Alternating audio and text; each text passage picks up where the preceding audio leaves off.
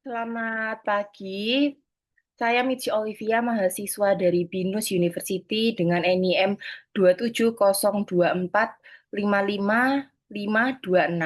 Pada kesempatan ini saya mempresentasikan hasil kajian saya tentang tren pembelian hunian oleh generasi milenial di Indonesia. Pertama, saya akan menjelaskan tentang latar belakang masalah. Latar belakang dari topik ini berangkat dari kenyataan bahwa harga rumah di Indonesia terus meningkat dari tahun ke tahun, namun tidak diiringi dengan peningkatan daya beli generasi milenial. Selain itu, gaya hidup milenial yang bisa dibilang fleksibel dan dinamis membuat mereka enggan untuk memiliki aset jangka panjang. Akses terhadap hunian strategis dan terjangkau pun menjadi tantangan tersendiri bagi generasi milenial.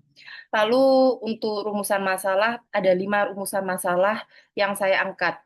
Yang pertama adalah bagaimana tren pembelian rumah oleh generasi milenial saat ini. Yang kedua adalah apa saja faktor utama dalam memilih hunian bagi generasi milenial. Yang ketiga adalah strategi pemasaran apa yang efektif untuk generasi milenial. Yang keempat adalah bagaimana pengembangan penyesuaian produk agar bisa dibilang lebih terjangkau. Dan untuk yang terakhir adalah apa tantangan serta solusinya. Oke, kita langsung masuk tentang hasil temuan di lapangan. Dari hasil observasi, mayoritas milenial lebih memilih menyewa rumah, terutama di kota besar. Faktor utamanya adalah harga properti yang tinggi, mayoritas gaya hidup, serta ketidakstabilan ekonomi. Namun beberapa tetap berusaha membeli rumah, terutama di kawasan pinggiran yang lebih terjangkau. Lalu untuk tren pembelian rumah milenial, secara umum, tren saat ini menunjukkan pergeseran preferensi ke arah penyewaan rumah. Harga rumah di kota besar dan terlalu tinggi, tidak sebanding dengan pendapatan rata-rata milenial. Selain itu, mereka lebih mengutamakan fleksibilitas dan pengalaman hidup dibandingkan untuk kepemilikan jangka panjang.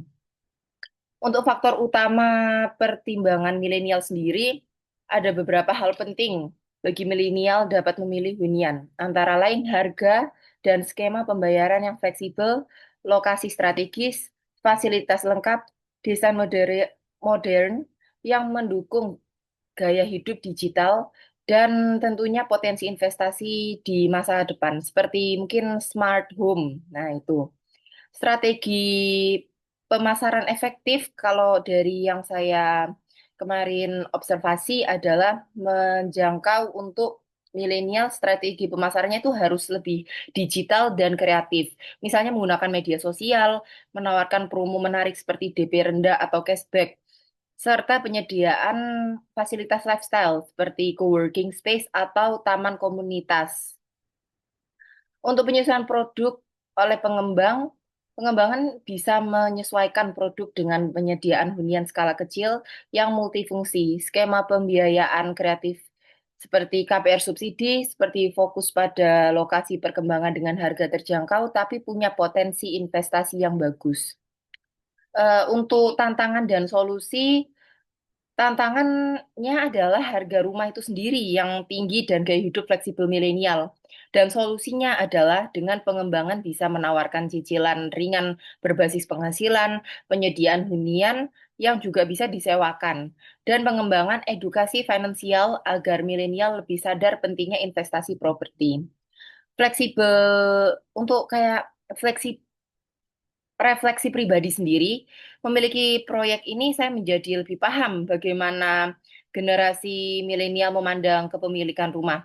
Saya juga belajar bahwa inovasi dan inklusivitas sangat penting dalam dunia properti, seperti menjadi lebih peka terhadap isu perumahan di Indonesia, apalagi saya sendiri kan juga generasi milenial.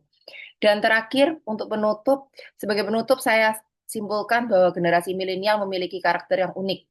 Pengembangan perlu didekatkan oleh inovasi dan empatik. Kolaborasi antara pengembangan bank dan juga pemerintah juga sangat penting untuk mewujudkan solusi jangka panjang. Mungkin begitu saja dari saya dan terima kasih.